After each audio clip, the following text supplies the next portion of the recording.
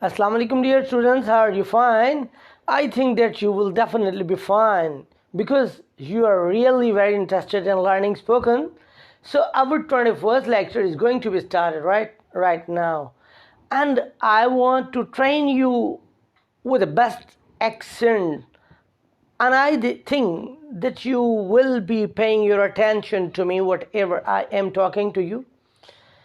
If from the very beginning I make my accent toughest for you, it would rather be very boring for you.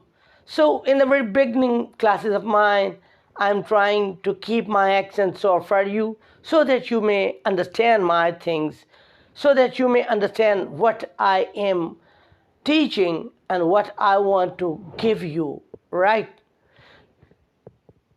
Always it is said that a room was not built in a day. It takes a time if you want to construct something. For construction, time is required. For every good work, time is required. Even when a child goes and joins the classes, in his basic classes, he starts from the very basics alphabets. With every passing day, he improves, and a day comes when he appears before the world like a scholar. So if you will become impatient, you can never learn, right? Patience is required. Patience, have patience, and have trust in your abilities. If you think that for the last 20 days, we have been learning it, 20 days have passed, and still now we have not learned. If you become impatient, you can't achieve your goal, my dear sons, my dear students. It is necessary your attention, your interest, and your hard work is required. If these all good qualities are in you, trust that you can learn it, right? All of the topics, whatever comes, in the very beginning, I have been teaching you even in Urdu, and from now till the end, all of the lectures I want to deliver in English. But I don't think that all of the things should be explained all of the time in English. But a little bit translation is also necessary for you. Because now, in classes, in the junior classes when I teach, sometimes a kid doesn't understand, sometimes a student doesn't understand, and he gets bored. But one should not get bored. मैं आपको ये कहना चाह रहा हूँ कि वक्त के साथ साथ आप बेहतर होंगे अगर आप दिलचस्पी को छोड़ दोगे, अगर आप इंटरेस्ट नहीं लोगे तो यू कांट लर्न, आप नहीं सीख सकोगे. सीखने के लिए आपको मेहनत भी चाहिए, आपको तसलसल भी चाहिए कि आप अपने सबक के साथ जुड़े रहें, और trust in your abilities even, अपनी काबिलियत पे भरोसा भी रखो. Trust that you can learn, इस बात पे भरोसा रखो कि आप सीख सकते हो, तो आप सीख जाओगे definitely. And I have told you in my lecture the room was not built in a day, mean कि कोई भी काम मुराद को नहीं पहुंचता, अपनी मंजिल पे यकदम नहीं पहुंच जाता. जितने भी कंस्ट्रक्टिव काम होते हैं, तालीम का काम हो, किसी मुआशरे को संवारने का काम हो, किसी बिगड़े को सीधा बनाने का काम हो, इट टेक्स टाइम, उस पर वक्त लगता है. और वक्त को सब्र से गुजारो तो you will learn definitely, right. Our today's topic is use of there. When do we use there? हम उर्दू के जुमलों में जब किसी जगह का इस्तेमाल देखते हैं बयान हुआ है, तो ऐसे जुमलों को इंग्लिश में ट्रांसलेट करने के लिए देयर को सेंटेंस के शुरू में लगाते हैं. ओके, फॉर एग्जाम्पल, आपने अपनी वो स्टोरी के अंदर पढ़ा होगा, जो वो है आपकी कहानी है थर्स्टी क्रो, के जग में थोड़ा पानी था.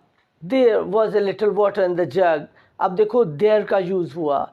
अब पढ़ते हो कि मेरी बुक के अंदर, मेरी किताब में बहुत सी तस्वीर हैं। उसमें भी क्या होता है, there are many colourful pictures in my book, कि मेरी किताब में बहुत सी रंगीन तस्वीरें हैं। या आप कहते हो कि लाहौर में बहुत से कॉलेजेस हैं, तो ऐसे जुमले को भी ट्रांसलेट करने के लिए आप कहते हो there are many colleges in Lahore. अब देखिएगा, ऐसा सेंटेंस जिसके अंदर जगह का जिक्र हो, किसी भी जगह को बयान किया गया हो, ऐसे जुमले को इंग्लिश में ट्रांसलेट करने के लिए देर लगाते हैं, और देर के बाद आप हेल्पिंग वर्ब लगाते हो। हमने लास्ट लेक्चर्स में पढ़ा था कि इज़, एम और आर का यूज़, उसके बाद हमने पढ़ा वॉज और वर का यूज़। तो जहाँ पर इज़, एम, आर का यूज़ होगा ट्रांसलेशन में उर्दू के जुमलों में, वहाँ पर है, हैं और हूँ जैसे वर्ड्स होंगे। ओके। और जब आपने था का पढ़ा तो उनकी ट्रांसलेशन आपने वॉज और वर का हेल्पिंग वर्ब यूज़ करके लगाई। तो चलिए मैं आपको इसके बारे में लिख के थोड़ा सा जो है डिटेल बता देता हूँ। Where to use this one, the word there, कि हम जुमलों में कहाँ पर लगाएंगे। Where there a place is mentioned,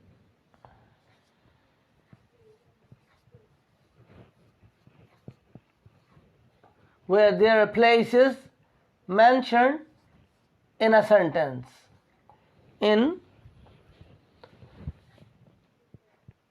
a sentence, जहाँ पर जुमले में जगह का इस्तेमाल हो। मिसाल के तौर पर, जैसे पहले मैंने आपको बताया है, किताब में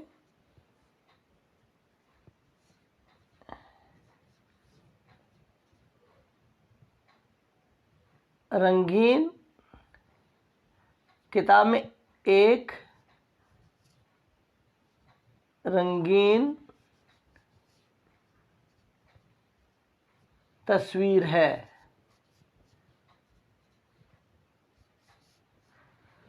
किताब is the name of a place. If somebody asks you, अगर आपसे को पूछे कि तस्वीर कहाँ है, तो आप जगह कौन सी बताएंगे, किताब के अंदर है, किताब में है। तो किताब समझ लें, ये क्या हो गई, आपकी प्लेस हो गई, किताब आपकी प्लेस हो गई। अब है, तो है को आप इज लगाएंगे, है के लिए इज लगाएंगे। तो आप क्या कहेंगे, सबसे पहले जो आपका स्ट्रक्चर फॉर्मेशन है, जुमला बनाने की जो तरतीब है, वो होगी देयर, और there is a colourful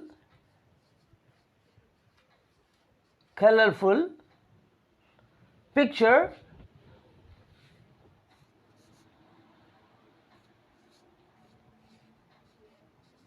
there is a colorful picture in the book. There is a colorful picture in the book.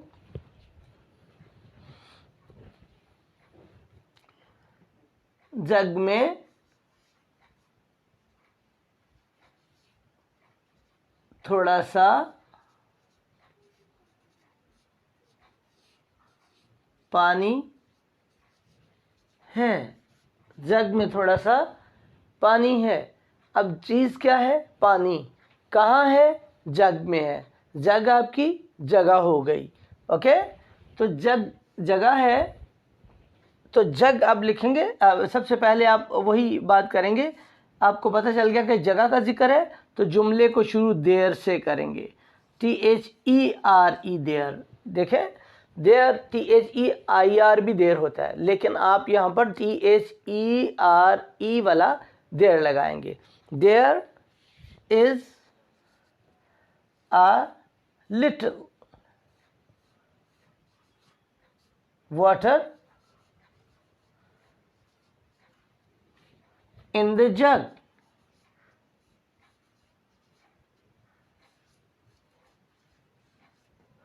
There is a little water in the jug. जग में थोड़ा सा पानी है।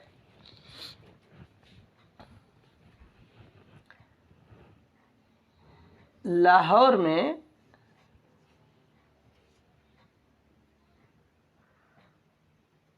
बहुत से कॉलेजेस हैं। लाहौर में बहुत से कॉलेजेस हैं। क्या करेंगे? जुमला का वही तरतीब, जुमले के शुरू में देर, अब पहले था सिंगल था, पानी एक चीज़ थी, तस्वीर एक थी, अब कॉलेजेस ज़्यादा हो गए तो अब देर के बाद आर लगा देंगे। देर आर क्या है जी? बहुत से, many, there are many colleges in Lahore.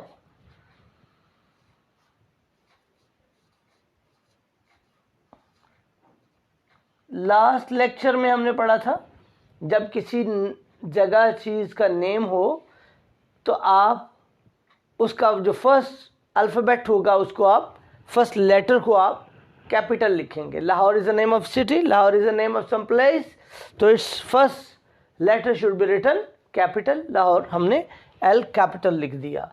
अब लाजिम नहीं है कि ये सब प्रेजेंट के ही सेंटेंसेस होंगे, ये हमने जितने पढ़े हैं ये प्रेजेंट के थे। दे में बी ऑफ पास्ट, ये पास्ट के भी हो सकते हैं। पास्ट के कैसे हो सकते हैं? दरख्त पर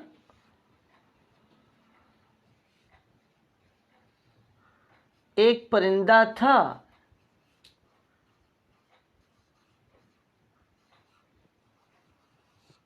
अब था आ गया, था मीन्स पास्ट में, गुजरे हुए ज़माने के जिक्र हो रहा है।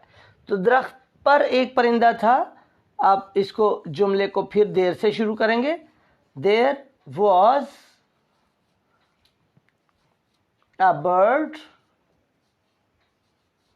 अब दरख्त जो है वो पत्तों वाला है तो फिर उसमें होगा इन द ट्री।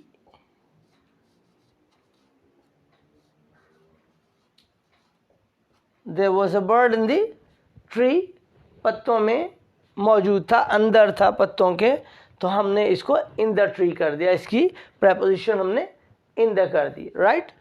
इसी तरह ही अगर ज़्यादा हो जाएंगे परिंदे होते तो हम देर की जगह, वॉज की जगह वर लगा देते। अगर बहुत से परिंदों की बात होती तो हम अपने हेल्पिंग वर्ब को भी प्लूरल फॉर्म में कर देते। अभी चूंकि एक परिंदे की बात हो रही है तो हमने इसको वॉज कर दिया, ओके। और अगर हमने इसी को ही इंट्रोगेटिव बनाना है तो हम क्या करेंगे? अपने हेल्पिंग वर्ब्स को जुमले के शुरू में ले आएंगे। अब इसी को देख सकते हैं, फर्ज कर लीजिएगा, इसी को हमने इंट्रोगेटिव करना है तो हम कर देंगे वॉज देयर। ये क्या हो गया? ये इधर हो गया। जब ये यहाँ से उठ के बाहर आ गया तो देर अपनी प्लेस पे ही रहेगा। Was there a bird in the tree, was there a bird in the tree. लेकिन one thing which must be kept in mind, एक बात जो जहन में होनी चाहिए वो ये है कि जब भी इंट्रोगेटिव होगा, जब भी कोई सेंटेंस सवालिया होगा तो सवालिया जुमले के आखिर पर आप क्वेश्चन मार्क देना बिल्कुल भी नहीं भूलेंगे। जब हमारी ज़ुबानी बात हो रही होती है, जब हम बोल रहे होते हैं तो हमारी ज़ुबान से जो बात निकलती है, हमारे लहजे में उतार चढ़ाव होता है तो पता चल जाता है कि सवाल पूछा जा रहा है। लिखने में हम क्वेश्चन मार्क लगाते हैं लेकिन बोलने में हमारा लहजा जो है उसमें उतार चढ़ाव की वजह से हम जान जाते हैं कि क्वेश्चन पूछा जा रहा है। मिसाल के तौर पर अगर मैं कहता हूँ कि दरख्त पर परिंदा था तो इसी को मैं उर्दू में अगर कहता हूँ दरख्त पर परिंदा था, मैंने था को थोड़ा लंबा कर दिया, थोड़ी आवाज़ ऊंची कर दी तो समझने वाला समझ जाएगा कि मैं आपसे पूछ रहा हूँ। लाजिम नहीं कि मैं कहूँ क्या दरख्त पे परिंदा था, ऐसे भी कह सकते दरख्त पे परिंदा था, दरख्त पे परिंदा था, पूछा जा रहा है। जबकि लिखने में आपको क्वेश्चन मार्क लगाना ज़रूरी होगा। मुझे उम्मीद है आप लोग समझ रहे होंगे। और जी इसके अलावा लाजिम नहीं है कि आपके ये हेल्पिंग वर्ब्स ही आए सेंटेंस को इंट्रोगेटिव बनाने के लिए, बल्कि डब्ल्यू वर्ड्स मसलन where, why, who, okay, like this sentence. ये डब्ल्यू वर्ड्स भी जुमले को जो है वो इंटरेक्टिव बना सकते हैं। मसलन कमरे में कौन था, कमरे में